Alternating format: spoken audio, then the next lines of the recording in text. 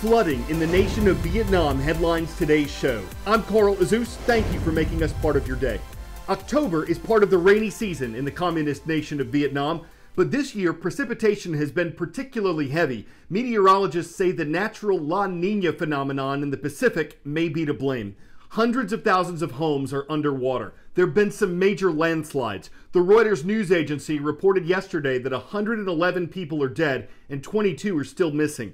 The president of Vietnam's Red Cross Society says the floods are some of the worst the nation has seen in decades. Everywhere we look, she says, homes, roads, and infrastructure have been submerged. Rescuers are bringing in supplies by air, sea, and land. The floods aren't just affecting lives, they're affecting livelihoods. About 40% of Vietnam's labor force works in agriculture, and the government-run news agency says more than 17,000 acres of crops have been lost, in addition to over 691,000 cattle and poultry that have been washed away. Combine that with the loss of tourism revenue, first from COVID-19 and now from the flooding, and international aid workers say millions of people could be pushed toward the brink of poverty. The forecast isn't helping. A tropical storm, which recently caused flooding and evacuations in the Philippines, is headed toward Vietnam. The second and final U.S. presidential debate of 2020 is scheduled to be held tonight. It'll be at Belmont University in Nashville, Tennessee. There were supposed to be 3 of these events between incumbent Republican President Donald Trump and Democratic presidential nominee Joe Biden, but last week's debate was canceled. After President Trump was treated for coronavirus early this month, the Commission on Presidential Debates decided the second one would be held virtually. But it didn't consult with the candidates first. And while former Vice President Biden's campaign agreed to it, President Trump's did not. So the candidates participated in separate town hall events instead. Tonight's moderator is Kristen Welker, an anchor and correspondent for NBC News. She's planning to cover 6 topics, spending 15 minutes on each of them. And there will be a change this time around. While each candidate has 2 minutes to answer the initial questions, the other candidate's microphone will be turned off. The goal is to reduce the interrupting and bickering that took place in the first debate on September 29th. The microphones will be turned back on after the candidates have each had 2 minutes to answer those initial questions, so simultaneous arguments between them will still be possible after that. I'm Scott McLean in Berlin, where Europe's second wave of the coronavirus is showing no signs of slowing, despite a patchwork of curfews and restrictions being imposed across the continent. One popular vacation area in southern Germany has just kicked out hundreds of tourists and imposed a 2-week stay-at-home order with exceptions for work and essentials. The worst-hit countries here are the Netherlands, Belgium, and the Czech Republic, which has just recorded another record-high case count. With the health system nearing its capacity, the government is building a field hospital in Prague to deal with the expected overflow. It's also reimposing an unpopular but effective mandate to wear masks even outdoors. This morning, the Czech parliament will meet in an emergency session to discuss even stricter measures. I'm Nick Robertson in London, where in nearby Ireland, the Prime Minister, the Taoiseach there, has told the country he is putting it on the toughest lockdown in Europe. It will last 6 weeks, he says. The idea that they will be able to push down the surging coronavirus infection rate, and thereby people will be able to have a better Christmas. People are being told to work from home. They're being told they cannot roam more than 3 miles from their houses. Only essential retail stores will be open. There's a lot of division in Ireland about this, a lot of disquiet and discomfort.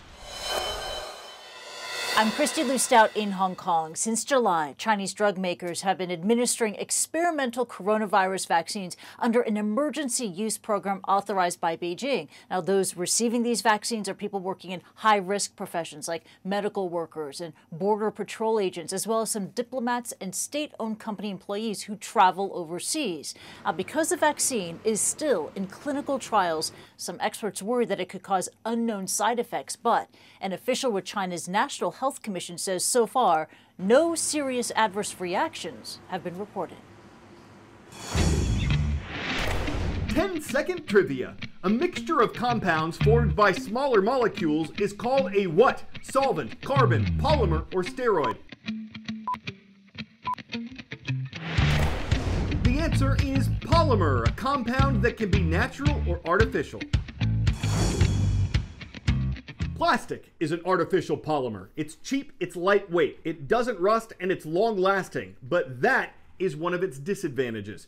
We've reported on the lingering litter of plastics in our landfills and oceans. An American company is working on a polymer that can be shaped or molded like plastic, but that still breaks down completely in the environment.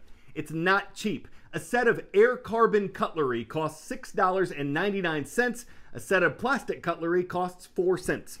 An air carbon handbag costs more than $500. A designer nylon one runs $150. But if the new polymer products can be scaled up and priced down, they could help with the plastic pollution problem. If you think about it, greenhouse gas is the basis of life. Nature's gobbling up greenhouse gas every day.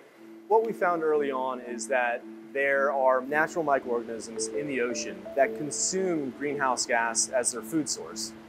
What they discovered was that with these organisms, they could create a safe plastic alternative and at the same time, remove harmful carbon emissions from the atmosphere. For over a decade, they've been developing a way to do that at scale. This is their first commercial production plant. This is one of the most beautiful things that I could look at. Beauty is in the eye of the beholder, I suppose. So wait, explain to me this, in your words, beautiful thing we're looking at here. Here's why it's beautiful. This is basically what happens in the ocean recreated on land. These large tanks are full of salt water and microorganisms found in the ocean.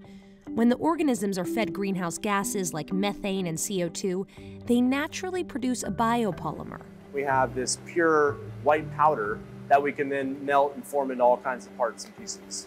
The company calls it air carbon, which, like plastic, can be molded into a variety of products from furniture to packaging, or products like straws and cutlery.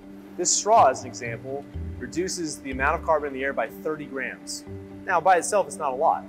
But imagine companies that are using hundreds of millions of straws a year. We're talking about tens of thousands of tons of CO2e that would otherwise be in the air, now destroyed or sequestered. And because air carbon is natural, it degrades in the ocean in about a year. Plastic, it can take hundreds of years. It kind of solves two problems, both the plastic pollution problem and also climate change. To introduce air carbon to the world, New Light is launching direct-to-consumer brands in foodware and in fashion, an industry which is responsible for 10% of global carbon emissions. What do you think it's going to take for plastic alternatives like air carbon to make a dent? In order to really make the kind of impact that we want to make, we've spent a lot of time working to bring something to the market that people can afford. We make premium products that are designed to go out in very, very large scale and compete head-on with the incumbents that are out there in the world today. We're making them available both on a direct-to-consumer basis, but we are also working very heavily on the B2B side. In all, New Light says that the products made at its first commercial plant takes the CO2 equivalent of 6,000 cars off the road. A small start. This is my wallet. I'm holding something that represents carbon that would have otherwise gone into the air. Imagine if all the products that we made when we made them, like growing a tree leaf, actually improved the world. Whether it's decarbonizing or going carbon negative, I think that's what the world needs to start to look towards.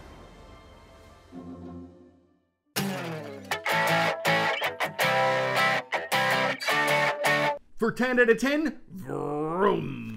This is the Ssc Tuatara. Ssc is the manufacturer, Tuatara is the model. It's making news because it's fast. How fast is it? In a recent drive outside Las Vegas, Nevada, the Tuatara hit 331 miles per hour, as in 331 miles per hour, on a carbon fiber chassis and a gas-fueled twin-turbo V8 engine that produces 1,750 horsepower. According to Ssc, that makes the Tuatara the world's fastest production car, a vehicle that has a bunch of identical models that are available to the public. A bunch meaning 12 that are already sold out for next year. Available meaning maybe sometime after that, and to the public meaning to the public that generally has $2 million to spend on a car. So too much for most to a handle. But it does have a Tua aura about it, so you can Ssc why someone with the need for speed would be willing to burn out a bank account to win the race to get one. It is getting too late for us Tuataris, so we'll say toodaloo, but not before we say hello to West Warwick High School. We saw your comment at youtube.com/CNN10. Thank you for watching from West Warwick, Rhode Island. I'm Carl Azus.